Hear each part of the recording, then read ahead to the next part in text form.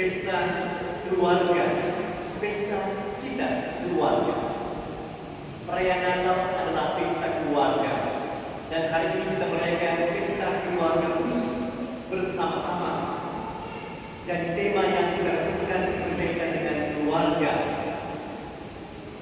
Ketika saya membaca bacaan pertama, bacaan kedua, dan bacaan Injil, saya mencoba untuk menangkap kira-kira pesan apa yang disampaikan kepada kita agar kita boleh membawa sesuatu pulang dari perayaan Ekaristi ini. Maka ada begitu banyak yang bisa kita renungkan, tapi saya mau katakan satu hal kepada kita: rela berkorban. Itulah cinta yang sejati, rela berkorban. Lalu saya bertanya, apakah dalam keluarga ini saya sudah berkorban untuk kebahagiaan keluarga? Mari kita renungkan bersama-sama. Ketika kita merayakan pesta keluarga kudus, suatu kesempatan yang indah untuk kita renungkan bagaimana keluarga pribadi saya, keluarga kita. Kita melihat bagaimana kehidupan keluarga, bagaimana keberadaanku, kehadiranku di tengah keluarga, bagaimana saya hadir di tengah keluarga. Apakah saya berperan sebagai seorang ibu yang sungguh-sungguh benar-benar seorang ibu, atau berperan sungguh-sungguh sebagai seorang ayah, atau kita juga dikatakan dalam bacaan kedua sungguh-sungguh anak-anak yang taat perintah orang tua? Apakah kita sudah melakukan semuanya itu? Tujuan keluarga itu sungguh luar biasa mulia dan agung. Maka ketika setiap orang menerima sakramen Ekaristi, teristimewa pada perayaan pernikahan yang kudus, ada 3 hal tujuan dari perkawinan yang selalu mereka renungkan. Yaitu apa? Tujuan dari perkawinan itu sendiri agar supaya orang saling membahagiakan. Amin.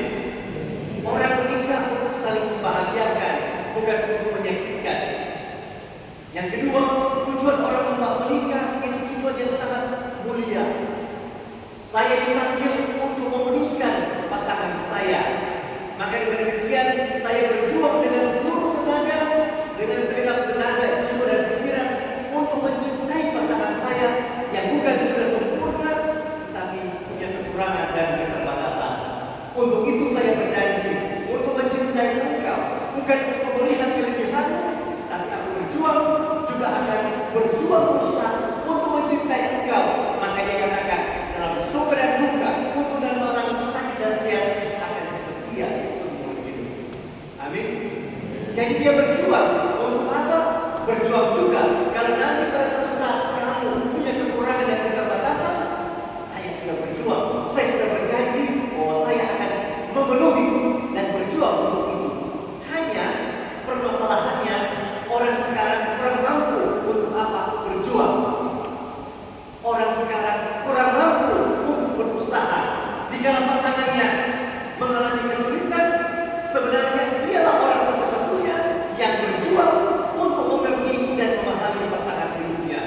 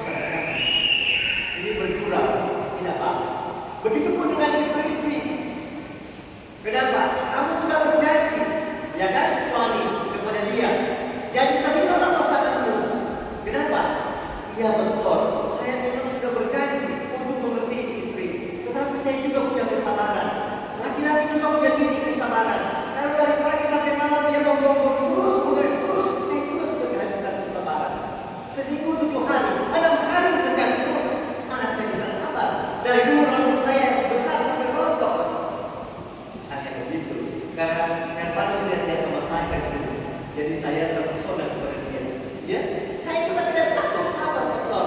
Maka ini tolonglah kalau ngegas pakai rem sedikit. Ya, jangan tancap gigi empat terus. Coba mundur jadi satu pelan-pelan. Baru pagi, akhirnya piringnya melayang. Misalnya begitu. Banyak juga yang terjadi seperti ini. Ini bisa yang tidak ada halangan dan rintangan. Kenapa? Tidak ada bisa kedua. Maka bisa foto terus saja. Ya kan? Masih ada dua halaman. Yang ketiga, orang ketika punya tujuan yang sangat indah, yaitu bagaimana keluarga itu menghadirkan cinta Tuhan. Bagaimana keluarga itu benar-benar membuat terpesona, membuat orang merasa luar biasa keluarga itu. Kenapa? Mereka hidup rukun dan damai. Mereka hidup penuh sukacita. Mereka hidup penuh pengertian. Mereka hidup dengan penuh cinta dan pengertian yang terungkap. Contoh saya bilang, contoh-contoh konkret Hermanus, ya, semakin memperhatikan. Kalau istri sudah lelah di rumah, kamu juga sudah lelah, tidak apa-apa, ya kan? Kalau dia lagi sedang masak, setelah makan, kamu ambil air cuci piring, pergilah nonton saya cuci piring. Dia mulai terhibur. Karena apa? Dia sudah lelah, kamu juga sudah lelah. Dia mengerti kamu lelah, tapi ketika kamu buat itu dia akan bahagia sekali. Luar biasa suami saya care sekali, penuh perhatian. Lalu apa yang terjadi mungkin? Yaitu apa? Kamu juga memberi perhatian kepada dia. Ya, walaupun sudah kamu sudah tahu ulang tahunnya, kamu memberikan sesuatu kepada dia. Walaupun cuma sederhana, tapi kamu berikan mungkin setangkai bunga kepada dia. Hari ini akan ulang tahun Maria. Ini bunga saja. Nanti bunga mawar akhir bulan. Dia akan senang, merasa diperhatikan. Ya toh? Dia merasa dihargai. Ketika dia masak, cuma sedikit-sedikit. Jangan selalu membuat bunga yang tidak enak. Walaupun asin, senyum sedikit. Makanannya enak sekali. Dia senang. Jangan selalu juga cemburu-cemburu, tidak bagus. Harus selalu memberikan senyum yang walaupun sudah marah sekali, bukan munafik, tetapi berjuang untuk apa? Walaupun saya merasa, tapi saya masih bisa memberikan sebuah pujian dan penghargaan. Dua-dua sudah tidak apa-apa, berusaha selalu.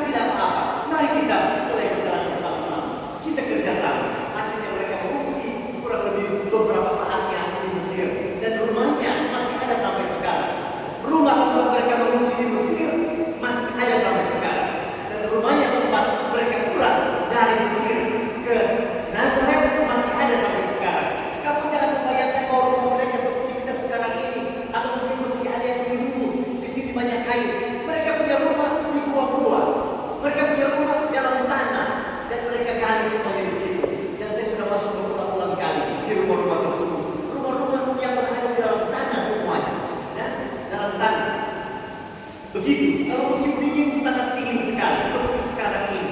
Musim dingin luar biasa. Kalau musim panas, panas luar biasa. Kita di sini sudah biasa panas. Oke lah, tidak apa-apa.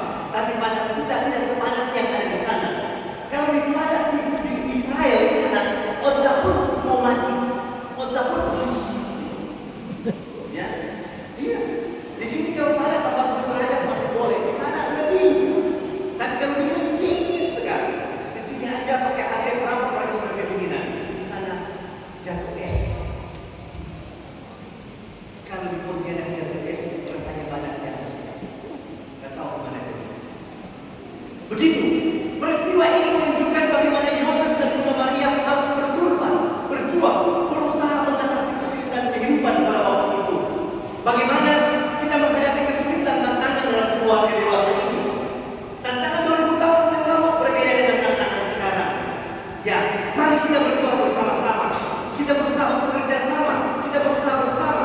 Karena keluarga adalah tanggung jawab, dan keluarga adalah tugas bersama. Bukan hanya tugas suami, bukan hanya tugas istri, tapi anak-anak juga diberikan tanggung jawab luar biasa. Saya baru lihat satu TikTok. Ibu mana di dapur sama anak-anak. Mami sedang cuci piring, mami sedang memasak, anak-anak pakai HP semuanya. Maka maminya ambil sapu dan kejar 3 anak. Mereka lari. Papanya di luar lagi sedang main handphone. Karena sudah tahu dikejar, papanya buka baju, langsung pura-pura lap kaca. Maka penipu juga itu Yosef itu. Ya, karena istrinya sudah marah sekali, maka melihat kebaikan hati suami malah membersihkan dalam hati apa? Karena anak-anak lari dikejar oleh mama, disuruh cuci piring tidak mau, larilah mereka dikejar dengan sapu. Papanya juga lebih sibuk lagi, tidak buat apa-apa, main game terus di depan. Ketika sudah mulai berteriak, dia buka baju dan dia lapor jendela. Istri bilang, luar biasa suami. Dalam hati saya kurang ajar sekali suami. Sudah kekepet masih menipu lagi. Ya kan? Penipuan terbesar ya. Jangan contoh ya, Bapak. Tapi ya, itu terserah kamu. Sebab istri-istri juga banyak yang punya dosa-dosa saja. Tidak, jangan cerita sendiri supaya mereka jangan musuhin saya. Kalau mau bapak apa? Begitu. Tanggung jawab dalam keluarga adalah tugas bersama untuk bersambung. Mari kita berjuang bersama-sama. Bersama lewat maka penting dalam kehidupan berkeluarga adalah komunikasi yang didasar pada rasa cinta, hormat, menghargai, dan seterusnya. Itulah yang dibacakan dalam bacaan yang kedua luar biasa. Dikatakan apa? Yaitu jangan lupa gunakanlah belas kasihan, kemurahan, kerendahan hati, kelemah lembutan, kesabaran. Maka keluarga akan bahagia kalau mereka yang murah hati dan sabar, dan mereka yang lemah lembut. Maka jangan lupa supaya juga walaupun mempunyai sikap yang kasar, ada ucapkanlah dengan kata-kata yang lembut. Sudah marah sekali, tapi mungkin menggunakan dengan kata-kata yang sangat elegan, membuat tidak tersinggung dan membuat tidak marah. Amin. Kalau bisa gunakan kata-kata, suami sudah marah kepada istri, suami bilanglah kepada dia, oh maklumnya cintaku. Padahal dasarmu. Tidak sudah. Saya menjanji pagi tidak boleh bilang kata-kata itu tidak bagus. Tapi sering saya dengar ya di dalam kehidupan caci memaki marah satu dengan yang lain, dan akhirnya saya ingatkan kepada keluarga-keluarga, oh kalau sudah memang benar-benar marah sekali, sangat tabulah mengucapkan kata ini, ceraikan saya, cerai sudah, jangan pernah, sebab kata itu jelek sekali. Amin. Halo, dengar gak sih? Orang sudah menikah, jangan pernah mengucapkan cerai. Semarah apapun, jangan. Bilang aja kalau bercerai orang durian. Nanti satu bilang kedondong. Anak-anak bingung, mama ngurusin durian, kenapa durian, kenapa kedondong? Itulah, ya kan? Tapi jangan bilang cerai, cerai, tidak bagus. Tidak pernah diajarkan begitu. Tidak boleh berkata-kata begitu. 5 menit lagi ya, boleh. Dengan demikian kita diajar untuk mengerti lagi arti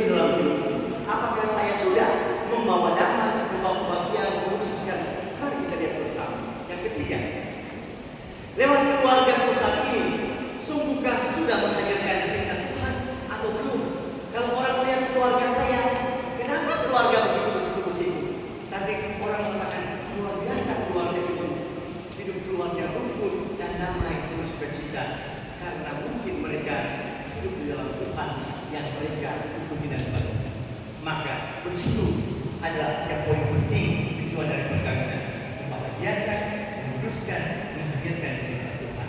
Lalu kita bertanya dalam kasih. Karena itu, hai istri-istri, tunduklah kepada suami. Hai suami-suami, sayangilah istri. Dan anak-anak, hormatilah orang tua. Kalau semuanya itu sudah terjadi, itulah hidup rukun, damai, dan bahagia. Amin. Pulang dan kita sama-sama praktek. Bukan saya bilang pulang dan lakukanlah. Saya juga harus praktek bersama-sama untuk itu semuanya. Amin. Cukup? Cukup. Karena besok masih ada misa lain. Cukup. 30 menit, 40 menit khotbah. Ya kan? Jangan terlalu banyak juga. Ada juga yang